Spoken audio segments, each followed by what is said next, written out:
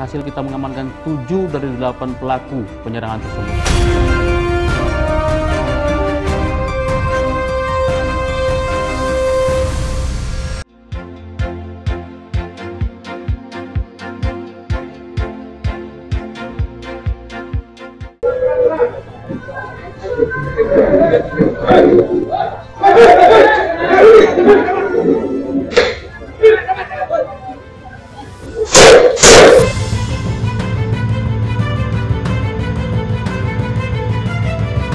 Salah sasaran serang warkop berisi polisi, 7 pemuda di Makassar ditangkap.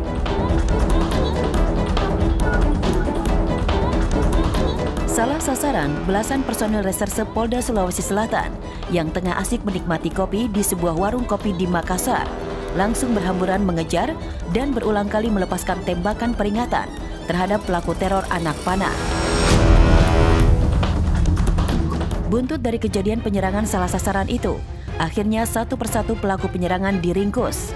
Kericuhan pun tak terelakkan saat pihak kepolisian Polrestabes Makassar menggerebek rumah pelaku yang bersembunyi di atas plafon rumahnya. Saya tidak tahu.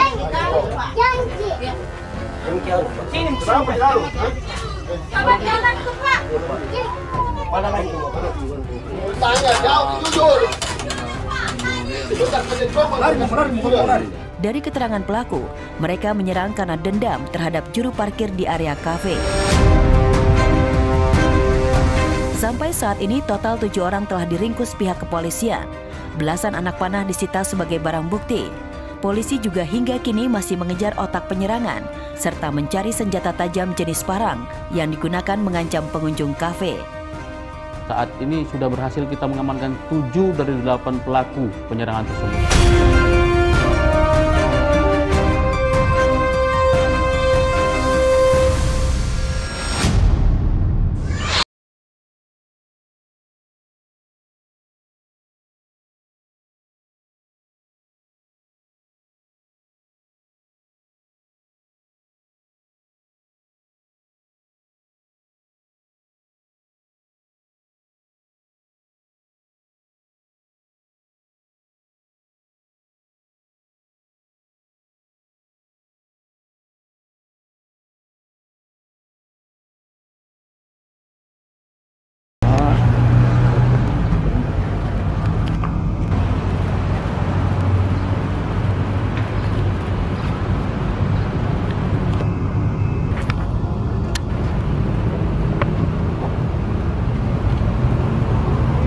Kami melaksanakan pemberhentian dengan hormat saudara Aziz Lutfi karena melakukan tindakan yang mencoreng institusi Polri.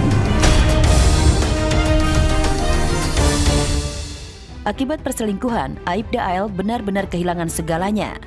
Jabatan dan seragam kehormatan seketika lepas begitu saja setelah ia ketangkap basah berselingkuh dengan istri anggota TNI Februari lalu. Bukan cuma kehilangan seragam kebanggaan, gara-gara kenakalannya, AL juga terancam pidana karena terjerat pasal perzinahan.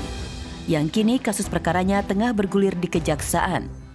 Dia melaksanakan perselingkuhan, kemudian tertangkap oleh warga, kemudian dibawa diamankan di Polres dan kita laksanakan sidang disiplin sampai dengan putusan banding. Menyatakan bahwa yang bersangkutan terbukti melakukan tindak pelanggaran berat.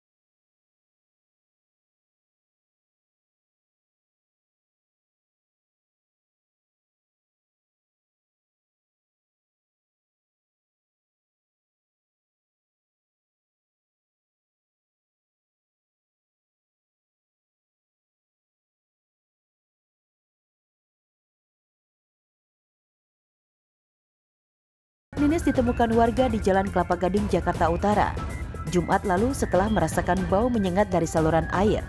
Setelah korban diotopsi, terungkap sang pelaku sebenarnya yang tak lain mantan kekasih korban. Adalah Nando, pria berusia 31 tahun ini, mengakui membunuh korban.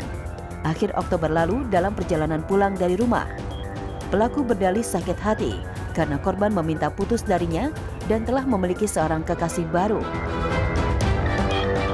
Tentang ketidakterimaan si pelaku karena korban memutuskan hubungan percintaannya, sehingga pelaku naik pitam dan cara membunuhnya adalah dengan mencekik leher pelaku serta menjedotkan kepala korban 2 kali ke tembok. Kayaknya tuh pelaku kurang ajar banget ya, udah diputusin malah ngebunuh. Itu cocoknya dihukum, diberikan pelajaran setimpalnya, di penjara. Karena apa? Karena dia sudah menghilangkan nyawa manusia, terutama dia membuat keluarga korban menjadi kehilangan. Juru parkir aniaya istri akhirnya diringkus polisi. Pria berinisial MS penganiaya istri di Cinere, Depok, yang videonya viral di media sosial, ditangkap polisi. Pelaku seorang juru parkir yang diringkus polisi saat sedang bekerja. Menurut pelaku, ia dalam pengaruh minuman keras saat melakukan aksi kekerasan. Penganiayaan dipicu masalah hutang orang tua sang istri kepada orang tua pelaku. Meminjam 30 juta dengan cara menggadaikan sertifikat rumah orang tua pelaku ke bank. Namun 9 bulan berlalu, hutang tersebut tak kunjung dibayar orang tua korban. Enggak pernah, gue nggak pernah. Cuma sekali itu doang seumur hidup gue nikah sama dia, mukul. Yang ketahuan kali. Silakan boleh tanya korbannya. Kami langsung bergerak menindaklanjuti hal tersebut. Tim Polres maupun unit Reskrim Polsek Cinere. Tidak berapa lama setelah postingan tersebut keluar, ya, pelaku dapat kita amankan.